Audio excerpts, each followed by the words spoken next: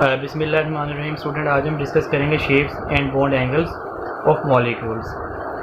ये VSEPR theory का concept है, valence share electron pair repulsion theory, जिसमें आप कोवलेंटली बॉन्डेड मॉलिक्यूल के शेप और बॉन्ड एंगल मेजर करते हैं। सबसे पहले ये जान लेते हैं कि ये जो इलेक्ट्रॉन पेयर होते हैं ये कितनी किस्म के होते हैं। तो किसी भी सेंट्रल एटम में, अब आपको कैसे पता चलेगा ये सेंट्रल एटम है, सेंटर वाला एटम है? जो भी एटम सिंगल होता है, मिसाल के तौर पर H2O में 2 हाइड्रोजन और 1 ऑक्सीजन है, NH3 में 3 हाइड्रोजन और 1 नाइट्रोजन है। तो जो नाइट्रोजन सिंगल है ये सेंट्रल एटम, जो ऑक्सीजन सिंगल है ये सेंट्रल एटम। किसी भी सेंट्रल एटम में 2 किस्म के इलेक्ट्रॉन पेयर होते हैं, इलेक्ट्रॉन के जोड़े। या तो इसे लाइन से रिप्रेजेंट किया जाता है, ये कहलाते हैं बॉन्ड पेयर, या इन्हें ऐसे डॉट से रिप्रेजेंट किया जाता है, ये कहलाते हैं लोन पेयर। तो अमोनिया में 3 बॉन्ड पेयर हैं, 1 लोन पेयर है। वाटर में 2 लोन पेयर हैं, 2 बॉन्ड पेयर हैं। इन्हें इलेक्ट्रॉन पेयर भी बोला जाता है। इलेक्ट्रॉन पेयर 2 किस्म के, bond pair and lone pair. दोनों को ऐड करेंगे, इलेक्ट्रॉन पेयर टोटल निकल आएंगे। तो अब देखें, मैंने इलेक्ट्रॉन पेयर को जी का नाम दे दिए आसानी के लिए। किसी भी केमिकल में इलेक्ट्रॉन पेयर की हमारे पास 3 ऑप्शन है। या तो इलेक्ट्रॉन पेयर टोटल 2 होंगे। अगर इलेक्ट्रॉन पेयर टोटल 2 होंगे तो दोनों बॉन्ड पेयर होंगे और उस केमिकल में लोन पेयर नहीं होगा। ठीक, तो जब भी किसी केमिकल में आपको 2 इलेक्ट्रॉन पेयर नजर आए, उस केमिकल में हमेशा sp हाइब्रिडाइजेशन आएगी। उस केमिकल का शेप हमेशा लीनियर होगा। शेप भी लीनियर, ज्योमेट्री भी लीनियर। शेप और ज्योमेट्री एक ही चीज़ है। शेप बस बना के बता दिया जाता है कि ये लीनियर है, ये इस अंदाज में है, ये शेप बना दिया मैंने। और ज्योमेट्री पे भी आपने वही बताना कि ये लीनियर है। तो इसका शेप भी लीनियर, इसकी ज्योमेट्री भी लीनियर। इसमें एंगल कितना आएगा? 180 का। ठीक है, अब यहाँ पे देखें, किसी केमिकल में इलेक्ट्रॉन पेयर टोटल 3 आ जाए। इलेक्ट्रॉन पेयर टोटल जब भी 3 आए, उस केमिकल में sp2 हाइब्रिडाइजेशन हुआ करेगी। तो साथ साथ हाइब्रिडाइजेशन भी मैं आपको बता रहा हूँ कौन सी हाइब्रिडाइजेशन हुआ करेगी, साथ साथ उसकी ज्योमेट्री भी। sp2 हाइब्रिडाइजेशन हुआ करेगी अगर वो तीनों बॉन्ड पेयर हों और उस केमिकल में लोन पेयर ना हो, तो उसका शेप होगा ट्राईएंगुलर प्लेनर या ट्राईगोनल प्लेनर। ट्राईएंगुलर या ट्राईगोनल एक ही नाम है, या आप उसे सिंपल प्लेनर भी कह सकते हैं। एंगल उसमें 120 का हुआ करेगा। किसी केमिकल में 3 इलेक्ट्रॉन पेयर हों जिसमें से 2 बॉन्ड पेयर हों, 1 लोन पेयर हो। जब लोन पेयर आ जाए, total 3, 2 bond pair 1 lone pair. यहाँ पे टोटल 3 थे, 0 लोन पेयर 3 बॉन्ड पेयर। तो हाइब्रिडाइजेशन तो दोनों में ही केस में sp2 है। लेकिन जब भी किसी केमिकल में 2 बॉन्ड पेयर 1 लोन पेयर हो, उसका शेप होगा या ज्योमेट्री बेंट या एंगुलर, और उसका एंगल होगा लेस देन 120। इसमें एंगल होगा 120, इसमें लेस देन 120। तो जैसे जैसे आप देखें इलेक्ट्रॉन पेयर बढ़ते चले जा रहे हैं, वैसे वैसे एंगल कम होते जाएंगे। या sp हाइब्रिडाइजेशन से sp2 में एंगल कम हो जाता है और sp2 से sp3 में एंगल मजीद कम हो जाता है। अब आ जाए तीसरे केस पे। किसी केमिकल में इलेक्ट्रॉन पेयर टोटल 4 बन जाए, तो 3 आगे सब डिवीजन है, 3 आगे फर्दर केस हैं। नंबर 1, चारों बॉन्ड पेयर हो, कोई लोन पेयर ना हो, वो केमिकल हमेशा टेट्राहेड्रल होगा, एंगल 109.5 का होगा। नंबर 2, टोटल 4 ही रहे लेकिन 3 बॉन्ड पेयर 1 लोन पेयर, वो हमेशा ट्राईगोनल पिरामिडल होगा, या इसे ट्राईएंगुलर पिरामिडल भी कह सकते हैं। एंगल लेस देन 109.5 होगा। Total 4, 2 bond pair 2 lone pair, हमेशा बेंट या एंगुलर होगा, एंगल हमेशा 109.5 से कम होगा। तो बेंट और एंगुलर के भी 2 केस हैं, ये भी बेंट या एंगुलर है, ये भी बेंट या एंगुलर है। तो ये चीज़ तो आपने याद कर लेनी है, इसमें और कोई ऑप्शन ही नहीं है याद किए बगैर। दोबारा मैं आपको रिवाइज करवा देता हूँ। इलेक्ट्रॉन पेयर टोटल 2, हमेशा sp हाइब्रिडाइजेशन, लीनियर, एंगल 180 का। इलेक्ट्रॉन पेयर 3, 2 ऑप्शन, तीनों bond pair lone pair 0, triangular या ट्राईगोनल प्लेनर, एंगल 120 का। 2 bond pair 1 lone pair, bent या एंगुलर, लेस देन 120। टोटल 4, चारों बॉन्ड पेयर कोई लोन पेयर नहीं, tetrahedral 109.5। 3 bond pair 1 lone pair, trigonal pyramidal 109.5 से कम। 2 bond pair 2 lone pair, bent या angular, less than 109.5। तो ये काम आपने याद करना है, बाकी हर चीज़ मैं आपको इसी से सिखाऊंगा। कोई चीज़ आपको याद करने की ज़रूरत नहीं पड़ेगी। लेकिन दो फार्मूले हैं जो आपको याद करने हैं और समझे हमारा काम शुरू होते ही ख़त्म हो जाएगा। इतना आसान मैं आपको ये करवा दूंगा। जी, अब सवाल ये पैदा होता है आपको कैसे पता चलेगा भाई किस केमिकल में कितने इलेक्ट्रॉन पेयर हैं, लोन पेयर कितने हैं, बॉन्ड पेयर कितने हैं। हर केमिकल का याद थोड़ी किया जा सकता है। अगर आप ये जानेंगे तो इनका जवाब दे पाएंगे ना कि ये शेप है, ये शेप है। तो इसके जाने के लिए एक फार्मूला जी हाफ ग्रुप नंबर। आपको केमिकल का सेंट्रल एटम का ग्रुप नंबर याद होना चाहिए। मैंने आपको आयोनाइजेशन एनर्जी वाले टॉपिक में ग्रुप याद करवाए हैं, आपने याद करने हैं। प्लस नेगेटिव चार्ज, अगर वो A9 है तो उस पर जो नेगेटिव चार्ज है वो यहाँ पे ऐड करना है। मिसाल के तौर पे आप SO4 का शेप निकालना चाहते हैं तो इस पर 2 नेगेटिव है, आपने यहाँ पे ऐड करना है 2 नेगेटिव। माइनस पॉजिटिव चार्ज, तो नेगेटिव चार्ज ऐड करना है, पॉजिटिव चार्ज माइनस करना है, ऑपोजिट है। मिसाल के तौर पर आप इसका शेप निकालना चाहते हैं तो इस पर पॉजिटिव चार्ज है 1+, आप माइनस करेंगे 1+। तो ये मैंने रेड किए हैं, इनकी आपको बहुत बहुत कम ज़रूरत पड़ेगी। पूरी थ्योरी में हमारे पास चंद ही एग्जांपल हैं, 2 से 3 जो नेगेटिव चार्ज या पॉजिटिव चार्ज वाली हैं, बाकी तमाम एग्जांपल न्यूट्रल की हैं। तो न्यूट्रल मैंने ब्लैक किया है, group number plus number of hydrogen और हेलोजन। आपने उसमें हाइड्रोजन काउंट करने हैं या हेलोजन, और कोई एटम नहीं, हाइड्रोजन या हेलोजन। तो ये आपका फार्मूला बन गया, इससे आपको पता लग जाएगा लोन पेयर या बॉन्ड पेयर कितने किसी केमिकल में। और जब आप किसी केमिकल में जी की वैल्यू निकाल लें तो आपने उस केमिकल में लोन पेयर निकालने हैं G minus number of surrounding atom. ठीक है, ये मैं आपको अभी सिखाऊंगा। ये फार्मूला फिलहाल इसे ऐसे ही लिख लीजिए। हम नेक्स्ट स्लाइड पे इसकी प्रैक्टिस करने जा रहे हैं बहुत ज़्यादा। तो ये स्लाइड आपने नोट कर लेनी है क्योंकि इसे सामने रखेंगे तो आगे का काम आपको समझ आएगा। आइए स्टूडेंट, हमारी बुक में जितनी भी एग्जांपल्स हैं ना मैंने तमाम यहाँ पे लिख दी हैं।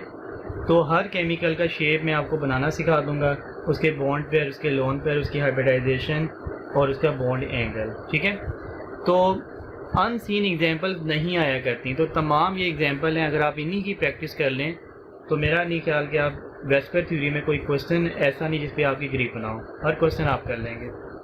देखिए मैं यहाँ से शुरू करता हूँ। ये पहला केस है, आपको ग्रुप नंबर लाजमी याद होने चाहिए। पहला ग्रुप मैंने आपको कहा था हालिने की रब से फरियाद, उसकी यहाँ पे ज़रूरत नहीं पड़ेगी क्योंकि पहला ग्रुप प्योरली आयनिक कंपाउंड बनाता है। तो सेकंड ग्रुप से हम बात शुरू करेंगे, बैंक मैनेजर का सरबराह। यहाँ रेडियम लिखने की ज़रूरत नहीं क्योंकि रेडियम रेडियो एक्टिव है, वो इस तरह के कंपाउंड नहीं बनाता।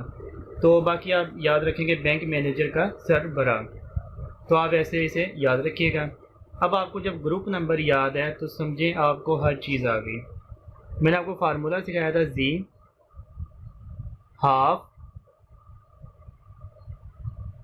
Group number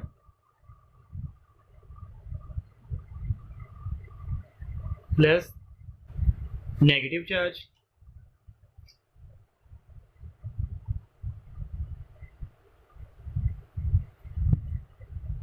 minus positive charge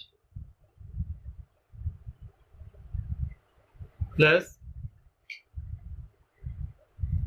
number of hydrogen और हेलोजन। ये फार्मूला आपने याद कर लिया। फिर आपके पास एक लोन पेयर का फार्मूला है, किसी केमिकल में लोन पेयर क्या होंगे। ये फार्मूला टोटल इलेक्ट्रॉन पेयर का, तो आपने जी की वैल्यू है टोटल की वैल्यू, उसमें से आपने number of surrounding atom minus कर देने, नंबर ऑफ सराउंडिंग एटम। तो इन फार्मूलों की हम प्रैक्टिस करते हैं अभी। नंबर ऑफ सराउंडिंग एटम, अब शुरू करते हैं। पहली एग्जांपल BeCl2 से मैं शुरू करता हूँ अपनी बात। BeCl2 ब्रिलियम कौन से ग्रुप का है, सेंट्रल एटम देखना है। सेंट्रल एटम कौन सा है जो सिंगल है, तो ब्रिलियम यहाँ पे सेंट्रल एटम है। कौन से ग्रुप का है, सेकंड ग्रुप का। आपने इसके जी की वैल्यू निकालने के लिए फार्मूला लगाया हाफ ग्रुप नंबर 2। ये रेड वाले यहाँ पे इन्वॉल्व नहीं है क्योंकि न्यूट्रल केमिकल है। अगर ये केटाइन या नाइन होता फिर आप इन्हें यूज़ करते, इसलिए मैंने कलर चेंज किया कि इनकी बहुत कम ज़रूरत पड़ेगी। नंबर ऑफ हाइड्रोजन और हेलोजन, इसमें 2 हेलोजन है ना, जो मर्जी हो, फ्लोरीन, क्लोरीन, ब्रोमीन, आयोडीन। तो आपने इसमें 2 ऐड कर दिया। क्या आंसर आया, 4 डिवाइड बाई 2 2। इसका मतलब ब्रिलियम में टोटल जो इलेक्ट्रॉन पेयर हैं वो 2 हैं। जी की वैल्यू निकाल ली, टोटल इलेक्ट्रॉन पेयर। अब आप देखें जब टोटल इलेक्ट्रॉन पेयर 2 हैं तो लोन पेयर कितने होंगे। लोन पेयर का फार्मूला जी की वैल्यू 2 आई है, minus number of surrounding atom कितने हैं, बेरिलियम के साथ 2 हैं, 2 - 2 0, तो लोन पेयर इसमें 0 है, बॉन्ड पेयर कितने होंगे भाई, जब टोटल 2 हैं, लोन पेयर कोई नहीं है तो बाकी दोनों के दोनों बॉन्ड पेयर है ना। तो आपने जान लिया इसमें 2 बॉन्ड पेयर हैं, कोई लोन पेयर नहीं है, 2 बॉन्ड पेयर कोई लोन पेयर नहीं। इसका मतलब इस केमिकल की ज्योमेट्री है लीनियर, इस केमिकल का एंगल है 180, इस केमिकल की हाइब्रिडाइजेशन है sp। हर चीज़ तो हमने निकाल ली है। दूसरी एग्जांपल देखें, HgCl2, HgCl2। तो आप याद रखिएगा जो सेकंड बी है, जैसे सेकंड ए है ना, सेकंड बी आपने ग्रुप याद करना है। इसमें 3 एलिमेंट हैं, जिंक, कैडमियम और मरकरी। इनके आखिरी शेल में भी 2 इलेक्ट्रॉन होते हैं, इनका ग्रुप नंबर भी 2 है। तो आपने सेकंड बी की 3 एग्जाम्पल भी याद करनी है। ठीक हो गया। HgCl2 से करते हैं, जी की वैल्यू निकाल लें, हाफ ग्रुप नंबर, ये भी सेकंड ग्रुप के हैं, आपने 2 लिख दिया, प्लस नेगेटिव पॉजिटिव चार्ज है नहीं, नंबर ऑफ हेलोजन कितने हैं 2, यहाँ भी 2 आ गया, ये आ गया जी 4 डिवाइड बाई 2 2, तो इसमें जी की वैल्यू 2 आ गई। आप इसके लोन पेयर निकालेंगे, lone pair is equal to G की वैल्यू जो है माइनस क्या करना है, नंबर ऑफ सराउंडिंग एटम 2 हैं, लोन पेयर 0 है, तो बॉन्ड पेयर कितने बन गए, टोटल 2 हैं, ये 0 है तो 2 ही बॉन्ड पेयर बन गए ना।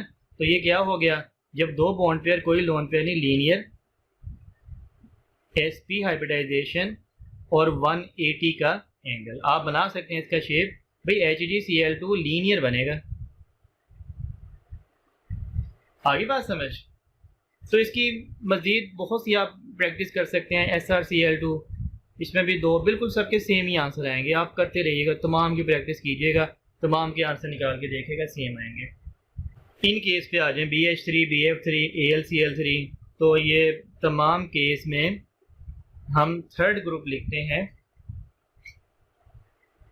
थर्ड ग्रुप में एलिमेंट्स हैं boron, aluminium, gallium, indium and thallium. ये मैंने आपको ऐसे याद करवाया था, बाबर अली गिलानी इंडियन थे। ठीक है, आपने थर्ड ग्रुप याद कर लिया। मिसाल के तौर पर पहला केमिकल है BH3, बोरोन तीसरे ग्रुप का है। बात शुरू की हमने, इसकी जी की वैल्यू निकाली half, group number third, negative positive charge नहीं है, नंबर ऑफ हाइड्रोजन है, हेलोजन कितने हैं, इसमें 3 हाइड्रोजन है, 3 ऐड कर दिया, 6 डिवाइड बाई 2, क्या आंसर आ गया 3, तो इसकी जी की वैल्यू 3 आ गई। अब आप इसमें लोन पेयर निकालिएगा, lone pair is equal to G minus number of surrounding atom कितने हैं, इसमें 3 है, लोन पेयर 0, तो बॉन्ड पेयर कितने आ गए भाई, टोटल 3 है, लोन पेयर 0, तो बाकी वो 3 के 3 बॉन्ड पेयर ही है ना। तो अब आपने जान लिया इसमें 3 बॉन्ड पेयर कोई लोन पेयर नहीं। इस केमिकल का जो हाइब्रिडाइजेशन है इसमें sp2 है, इस केमिकल का जो शेप है वो है प्लेनर, ट्राइंगुलर या ट्राइगोनल, प्लेनर, और एंगल कितना है 120 का, हर चीज़ तो आपने जान ली, एंगल भी, शेप भी और हाइब्रिडाइजेशन भी। और एग्जांपल देखें, हम बना लेते हैं AlH3, सेंट्रल एटम एल्यूमिनियम है, कैसे पता चला सिंगल है, हाइड्रोजन 3 है, जो सिंगल होता है वो सेंट्रल एटम होता है, उसी का आपने देखना होता है लोन पेयर या बॉन्ड पेयर। जी की वैल्यू निकालिए हाफ, ग्रुप नंबर क्या है 3, तीसरे ग्रुप का है, आपके सामने लिखा हुआ है। Surrounding atom, number of hydrogen या हेलोजन कितने हैं 3, सेम जवाब आया 6/2 3। जी की वैल्यू निकाली, लोन पेयर निकालिए, क्या होती है G minus 3 minus number of surrounding atom 3 है ना, हाइड्रोजन 0, लोन पेयर कोई नहीं है, तो बाकी जितने भी इलेक्ट्रॉन पेयर हैं सारे के सारे बॉन्ड पेयर होंगे, क्योंकि टोटल 3 है ना, टोटल 3 है, लोन पेयर कोई नहीं है, सारे के सारे बॉन्ड पेयर हैं। इसका मतलब है ये बिल्कुल सेम केस नहीं बन गया, प्लेनर 120 के एंगल पे। एक और आपको प्रैक्टिस करवा देता हूँ, InH3 भाई, InH3 में जी की वैल्यू कैसे निकलेगी, कौन से ग्रुप का है, थर्ड ग्रुप का है, group number half, group number 3, charge कोई नहीं है, नंबर ऑफ हाइड्रोजन कितने हैं 3, 6/2, जी की वैल्यू 3 आ गई, लोन पेयर निकालिए, क्या formula, G minus number of surrounding atom 3 minus surrounding atom 3 है, 0 लोन पेयर, बॉन्ड पेयर कितने आ गए, टोटल 3 है, ये नहीं है तो बाकी 3 बॉन्ड पेयर ही बचे ना, तो बिल्कुल सेम केस बन रहे हैं तमाम के तमाम की प्रैक्टिस कीजिएगा, बना के देखिएगा सेम केस बनेंगे तमाम का। Trigonal planar shape, sp2 hybridisation, 120 का एंगल। मजीद एग्जांपल करते हैं। चौथे ग्रुप के अब एलिमेंट्स आएंगे carbon, silicon, germanium, tin and lead. ये हमने ऐसे याद किया था, कार से गए सिंध पंजाब, अब आपने याद कर लेना है। तो अब हम निकालते हैं जी इसमें जी की वैल्यू। किस केमिकल को ले लेते हैं? SnCl2 को ले लेते हैं। SnCl2 half group number of central atom. तो ग्रुप नंबर सेंट्रल एटम का देखना है। सेंट्रल एटम कौन सा है जो सिंगल है? Sn। कौन से ग्रुप का है भाई? चौथे ग्रुप का है। तो आपने यहाँ पे 4 लिखा। चार्ज इस पे कोई नहीं है, ये भी स्किप, ये भी स्किप। नंबर ऑफ हाइड्रोजन या हेलोजन इसमें कितने हैं? 2 हेलोजन है। 4/2 6 डिवाइड बाई 2 3 आंसर आ गया। तो SnCl2 में जी की वैल्यू आ गई 3। अब आप निकालेंगे भी इसके लोन पेयर। कैसे निकालते हैं? G minus number of surrounding atom इसमें कितने हैं? 2। इसमें एक लोन पेयर बन गया। तो जब एक लोन पेयर बन गया तो बॉन्ड पेयर कितने बचे? टोटल 3 है। एक लोन पेयर बन गया, बाकी 2 बॉन्ड पेयर बचे। तो ये वो केस बन गया ना जिसमें 2 बॉन्ड पेयर एक लोन पेयर हैं। हाइब्रिडाइजेशन तो वही रहेगी sp2, लेकिन अब के क्योंकि हाइब्रिडाइजेशन आपने टोटल से काउंट करनी होती है। अगर टोटल 3 हो ना, जी की वैल्यू 3 हो, वो sp2 हमेशा। अब देखें इसका शेप क्या बनेगा। 2 बॉन्ड पेयर एक लोन पेयर, क्या शेप है? बेंट या एंगुलर? बेंट और एंगुलर। और इसका एंगल क्या होगा? इसका एंगल लेस देन 120 होगा। एग्जैक्ट वैल्यू जो हमारी बुक में मेंशन है बस उन्हीं केमिकल की करेंगे, बाकी बॉन्ड एंगल आपने बस लेस देन 120 ही याद करना है। ठीक हो गया। इसकी मजीद प्रैक्टिस करते हैं। हमारे पास केमिकल आ गया जी SO2। इसकी जी की वैल्यू निकालते हैं। हाफ भाई इसमें सेंट्रल एटम कौन सा है? ऑक्सीजन तो हो नहीं सकता क्योंकि 2 हैं। सल्फर 1 है, जो 1 होता है वही सेंट्रल एटम होता है। उसका ग्रुप नंबर, तो सल्फर कौन से ग्रुप का है? छठे ग्रुप का। ऑक्सीजन, सल्फर, सिलीनियम, तो यहाँ पे आएगा 6। चार्ज कोई है ही नहीं, ये वाला स्किप हो गया। नंबर ऑफ हाइड्रोजन और हेलोजन, यहाँ पे क्या है? ऑक्सीजन। तो ये अब देखें फार्मूले में सिर्फ हाइड्रोजन या हेलोजन ही आप यहाँ पे लिख सकते हैं। देखिए SnCl2 में 2 हेलोजन थे, हमने लिखे थे। यहाँ पे कोई हेलोजन या हाइड्रोजन नहीं है, आप नहीं लिखेंगे। ठीक हो गया। तो बस 6 ही है। 6/2 जी की वैल्यू आ गई 3। जब जी की वैल्यू 3 आ गई, अब आप निकालें लोन पेयर। कैसे निकालेंगे? जी की वैल्यू 3 माइनस क्या करेंगे? नंबर ऑफ सराउंडिंग एटम कितने हैं? 2 हैं। 2 ऑक्सीजन है ना, तो 3 - 2 आंसर कितना आया? 1। लोन पेयर 1 है तो बॉन्ड पेयर कितने हैं भाई? 2, क्योंकि टोटल 3 है। तो ये वही केस बन गया ना, एक लोन पेयर 2 बॉन्ड पेयर, यही वाला एक lone pair 2 bond pair. Bent या एंगुलर, sp2 हाइब्रिडाइजेशन का केस बन गया। बेंट या एंगुलर है, एंगल क्या होगा? Less than 120। हालांकि SO2 में डबल बॉन्ड भी होता है ना, तो भाई डबल बॉन्ड से कोई फर्क नहीं पड़ा। आपने अपने फार्मूले से शेप बना लिए, इससे कोई सरोकार नहीं उसमें डबल बॉन्ड है कि सिंगल बॉन्ड है, कोई फर्क नहीं पड़ता। आपका शेप का सही जवाब आएगा। ठीक है। अब इसी की मजीद आपको प्रैक्टिस करवाता हूँ। ये फर्दर केस है वो हम कर लेते हैं। तो शुरू करते हैं CH4 से। आपने जी की वैल्यू निकाली CH4 की, क्या आएगी? हाफ ग्रुप नंबर, कार्बन कौन से ग्रुप का है? कार्बन चौथे ग्रुप का है। 4 आ गया। चार्ज कोई नहीं है, negative positive. Number of hydrogen कितने लगे हुए हैं? 4। 8/2 क्या आंसर आ गया? जी की वैल्यू 4 आ गई। तो हमने जी की वैल्यू 4 निकाल दी।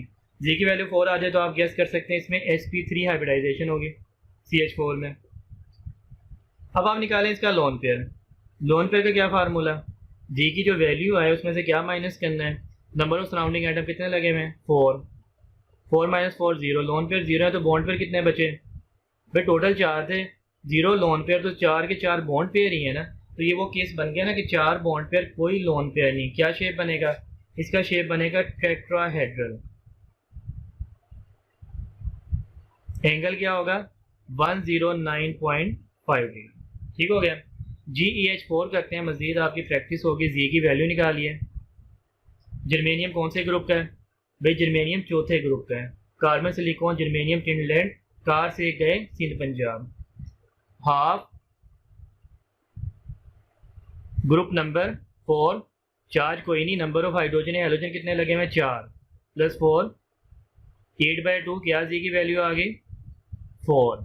जब जी की वैल्यू 4 आ गई तो लोन पेयर निकालने हैं। क्या फार्मूला जी की value 4 minus number of surrounding atom कितने लगे हुए 4 0 लोन पेयर कोई नहीं है तो बॉन्ड पेयर कितने होंगे टोटल 4 थे, लोन पेयर 0 तो बॉन्ड पेयर 4।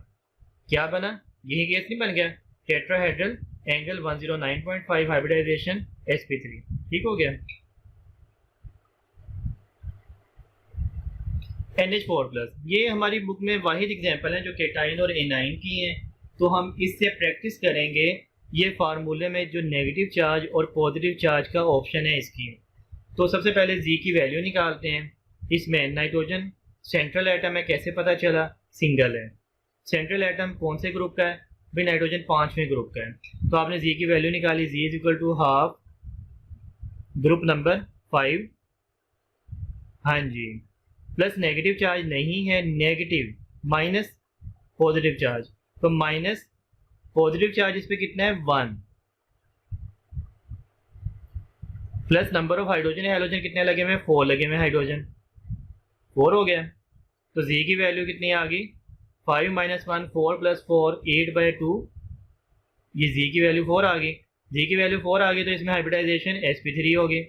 अब आप निकालें इसमें लोन पेयर, कैसे निकालते हैं जी की value minus number of surrounding atom इसमें कितने लगे हुए 4, तो जी की वैल्यू -4 जी की वैल्यू कितनी है अभी हमने निकाली है 4 माइनस 4 0।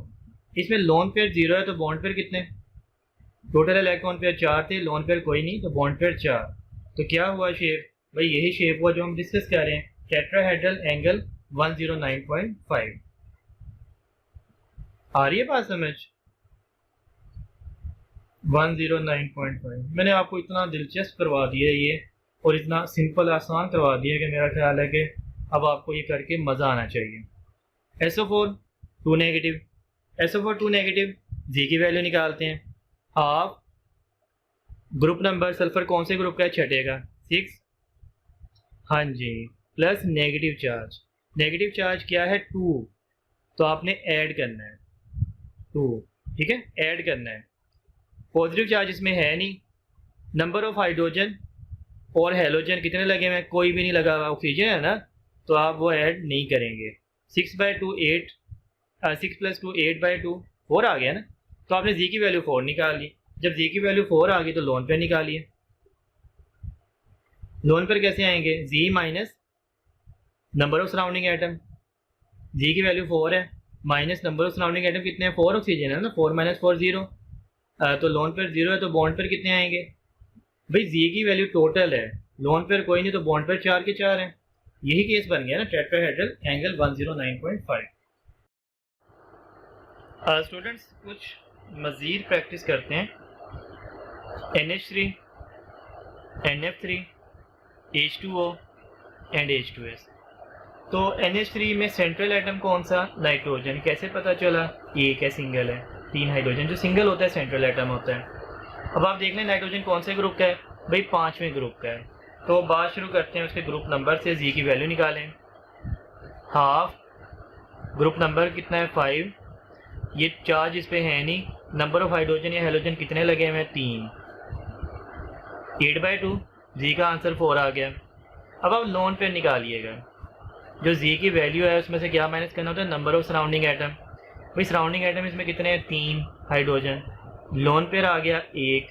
अब आप निकालें बॉन्ड पेयर, टोटल 4 हैं इलेक्ट्रॉन पेयर, 1 लोन पेयर है बाकी 3 बचे ये बॉन्ड पेयर। तो भाई इसमें 3 bond pair 1 lone pair, total 4। जब भी टोटल 4 हो हाइब्रिडाइजेशन sp3 ही रहती है, तो अमोनिया में भी sp3 हाइब्रिडाइजेशन है CH4 की तरह। लेकिन भाई लोन पेयर और बॉन्ड पेयर की वजह से शेप में तो फ़र्क आएगा। क्या फ़र्क आएगा, ये बन जाएगा ट्राइगोनल पिरामिडल और इसका एंगल 109.5 से कम होके 107.5 डिग्री रह जाता है। ठीक है, अब आ जाए NF3 में। NF3 जी की वैल्यू निकालिएगा हाफ नाइट्रोजन 5वें ग्रुप है, group number 5, plus number of halogen कितने लगे हुए हैं 3, 8/2, 4 आंसर आ गया ना जी का। तो जब जी का आंसर 4 आ गया, लोन पेयर निकाल लीजिए इसके। कैसे निकालेंगे? जी 4 minus number of surrounding atom कितने नजर आ रहे हैं 3, 1, लोन पेयर 1, तो बॉन्ड पेयर कितने बचे? टोटल 4 थे, 3 बॉन्ड पेयर बचे। तो ये वही केस नहीं आ गया, लोन पेयर 1 बॉन्ड पेयर 3, वही शेप बनेगा ट्राइगोनल, ट्राइएंगुलर भी लिख सकते हैं इसे ट्राइगोनल की बजाय, लेकिन पैरामिडल तो लाजमी लिखना है, पैरामिडल ही इसका सही शेप है। और इसमें एंगल 109 से कम होगा, ये ज़रूरी नहीं कि हर केमिकल का सेम हो, इसमें एंगल 102 के करीब हो जाता है। ये हमारी बुक में गिवन है, ये एंगल आपको याद करने हैं, NH3 का, NF3 का। भाई इसमें एंगल में इतना फ़र्क क्यों आ गया? क्योंकि याद रखिएगा इसमें सराउंडिंग एटम और हैं, इसमें फ्लोरीन है, इसमें हाइड्रोजन थे। जब भी सराउंडिंग एटम की इलेक्ट्रोनेगेटिविटी बढ़ जाती है ना, मतलब फ्लोरीन आ जाते हैं, तो एंगल कम हो जाया करते हैं, ये माइंड में रखिएगा, वैसे इसका याद रखिएगा। अब आ जाए H2O पे। सेंट्रल एटम कौन सा? ऑक्सीजन। कैसे पता चला? सिंगल है। जी की value half, group number oxygen कौन से ग्रुप का होता है? 6 का। चार्ज कोई नहीं है, नंबर ऑफ हाइड्रोजन हैलोजन कितने लगे हुए हैं? 2, 6/2, 6 + 2 8/2, 4 आ गया ना। जब जी की वैल्यू 4 आ गई, इसका मतलब इसमें हाइब्रिडाइजेशन कौन सी?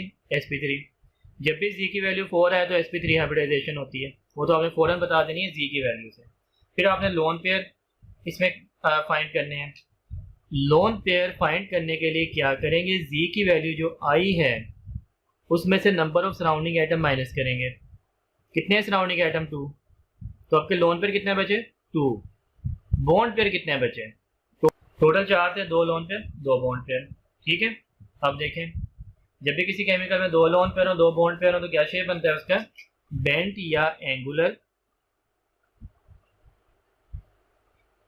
और बेंट या एंगुलर का एंगल यहाँ पे क्या होगा?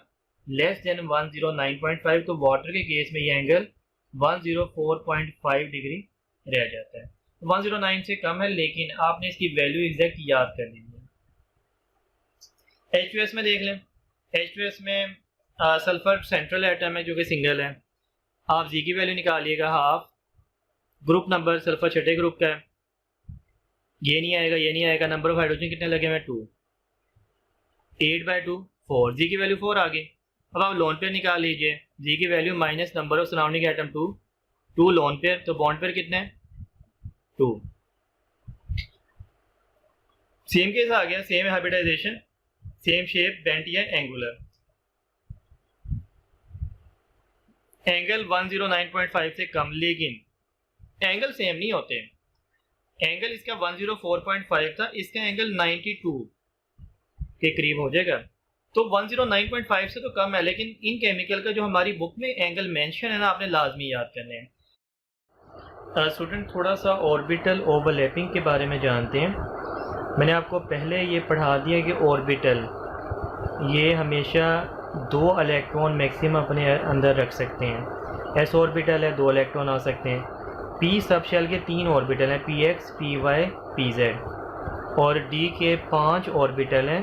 लेकिन डी ऑर्बिटल की ओवरलैपिंग हम डिस्कस नहीं करेंगे क्योंकि हमारे सिलेबस में नहीं है। तो याद रखिएगा कौन से ऑर्बिटल ओवरलैप कर सकते हैं। ये ऑर्बिटल है, मुकम्मल फिल हो गया। ये ऑर्बिटल मुकम्मल फिल, क्योंकि एक ऑर्बिटल में 2 ही इलेक्ट्रॉन आते हैं। जो ऑर्बिटल मुकम्मल तौर पर फिल हो जाएं वो कभी ओवरलैप नहीं करते और बॉन्ड नहीं बनाते। तो जो फील्ड ऑर्बिटल हैं ये भी बॉन्ड नहीं बनाएंगे ओवरलैपिंग करके। जो एम्प्टी ऑर्बिटल्स हैं, खाली हैं, ये भी बॉन्ड नहीं बनाएंगे ओवरलैपिंग करके। बाकी बचे हाफ फील्ड।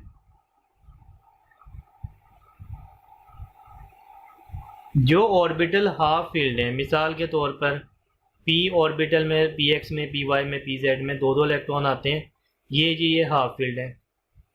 एक ऑर्बिटल में 2 ही इलेक्ट्रॉन आ सकते हैं। जब एक ऑर्बिटल में आपको 1 इलेक्ट्रॉन नजर आए, आप कहेंगे ये हाफ फील्ड है, चाहे वो ऐसी क्यों ना हो, चाहे वो p ही क्यों ना हो।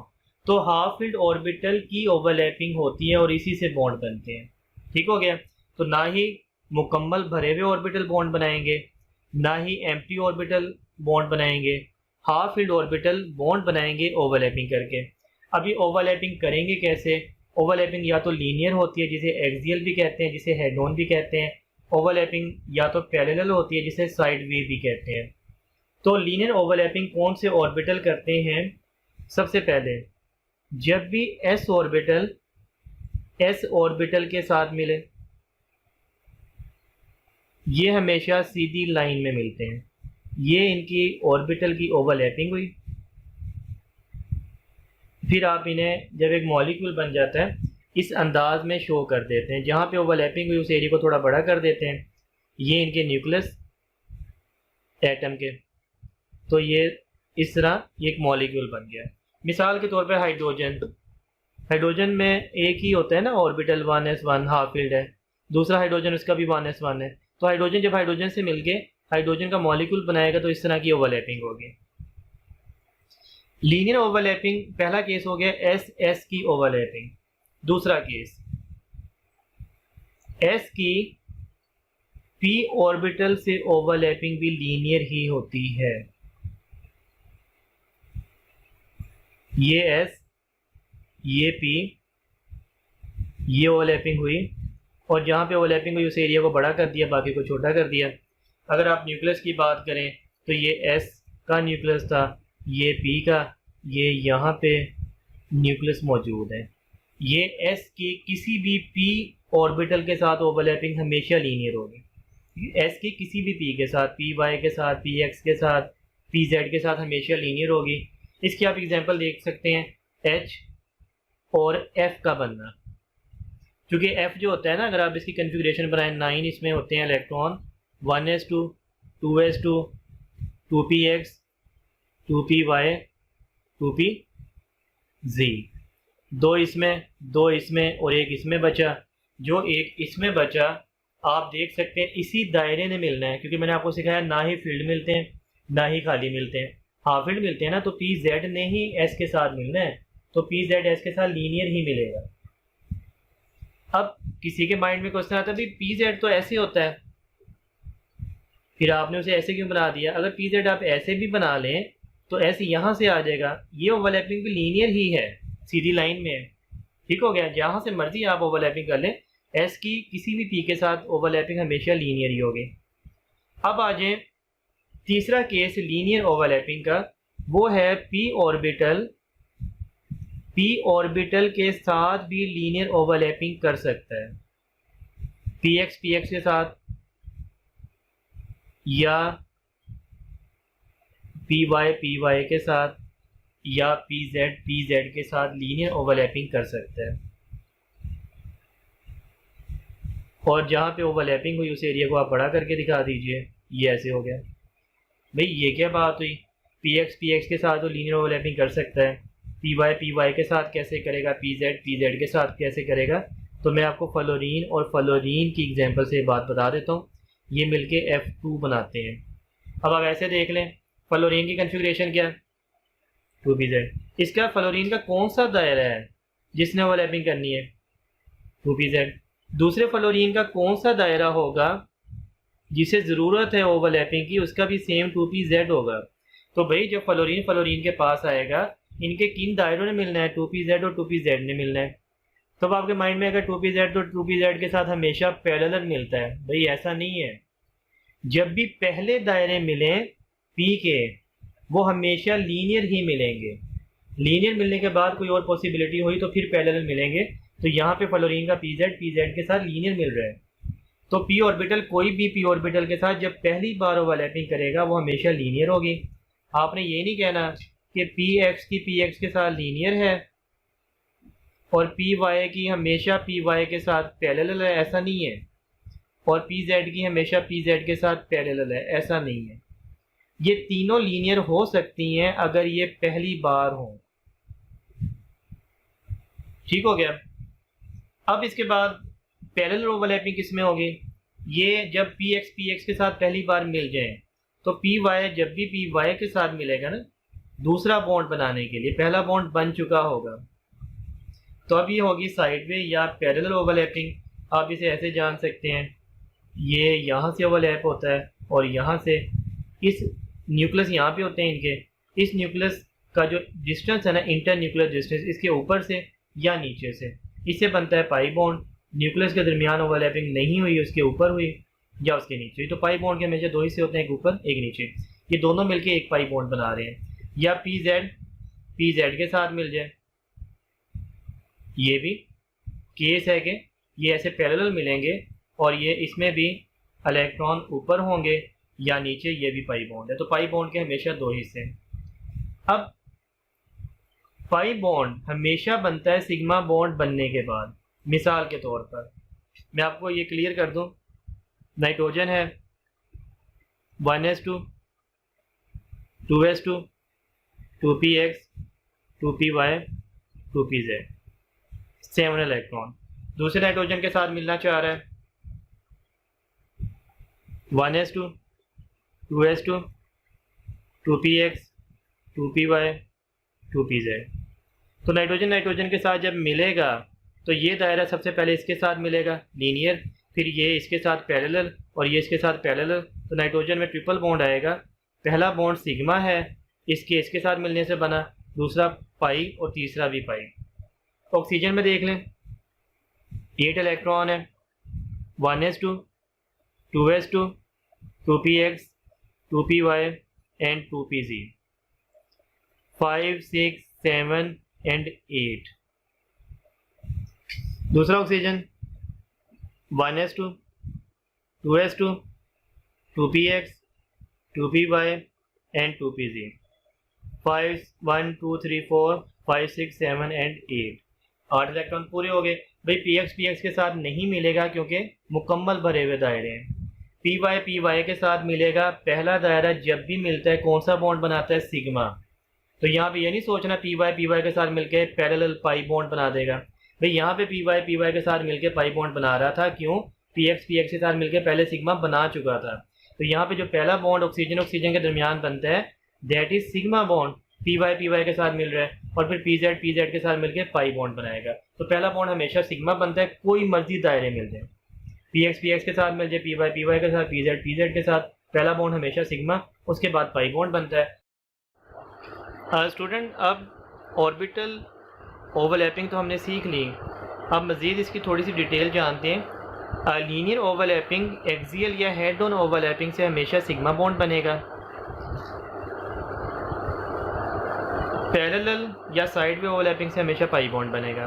सिग्मा बॉन्ड में क्या खूबी है? सिग्मा बॉन्ड हमेशा स्ट्रॉन्ग होगा, पाई बॉन्ड वीक होगा सिग्मा के मुकाबले में। अमूमन सिग्मा बॉन्ड स्टेबल होता है, पाई बॉन्ड लेस स्टेबल होता है। सिग्मा बॉन्ड लेस एक्सपोज होता है, पाई बॉन्ड मोर एक्सपोज होता है, ज़्यादा फैला हुआ होता है। Sigma bond inter nuclear region के दरमियान होता है, दो न्यूक्लियस के दरमियान जो लाइन होती है सिग्मा बॉन्ड यहीं पे मौजूद होता है। Pi bond above and below the inter nuclear region, दो न्यूक्लियस के दरमियान जो लाइन होती है यहाँ पे नहीं होता, बल्कि कहाँ पे होता है? इसके या तो ऊपर होगा या नीचे, इस लाइन पर नहीं होगा, लाइन के पास ऐसे नहीं होगा। मज़ीद कुछ बातें, सिग्मा बॉन्ड हमेशा एक बनता है, only one sigma between two atoms. Sigma bond हमेशा एक बनता है दो एटम्स के दरमियान। पाई बॉन्ड 1 और 2, या तो एक बनेगा या दो बनेंगे। मिसाल के तौर पर इस चीज़ को समझ लेते हैं, नाइट्रोजन ट्रिपल बॉन्ड है भाई, इनमें पहला सिर्फ सिग्मा है, बाकी दोनों पाई हैं। ऑक्सीजन डबल बॉन्ड है, एक सिग्मा है दूसरा पाई है। तो पाई देखें, यहाँ पे एक है, यहाँ पे पाई दो है, तो पाई एक होगा या दो होंगे।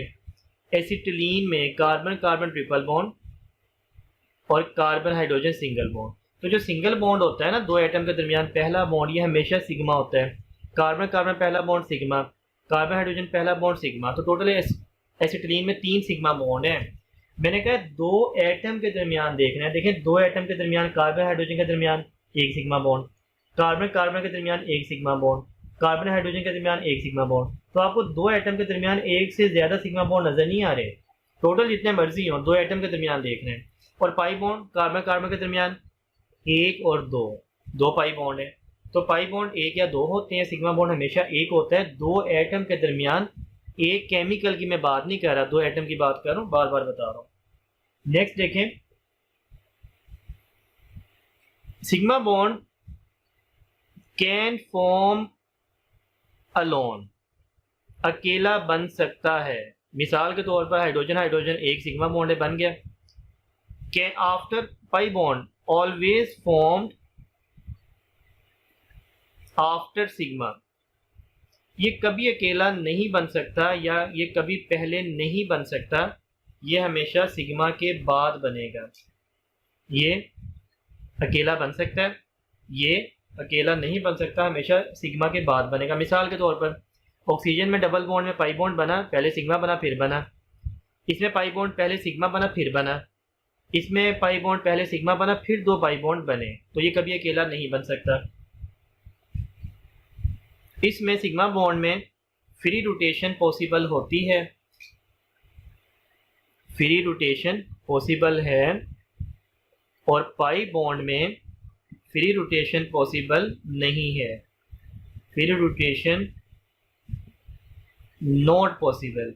और पाई बॉन्ड में फ्री रोटेशन नहीं होने की वजह से ही ज्योमेट्रिक आइसोमर बनते हैं, वो हम सेकेंड ईयर में देखेंगे।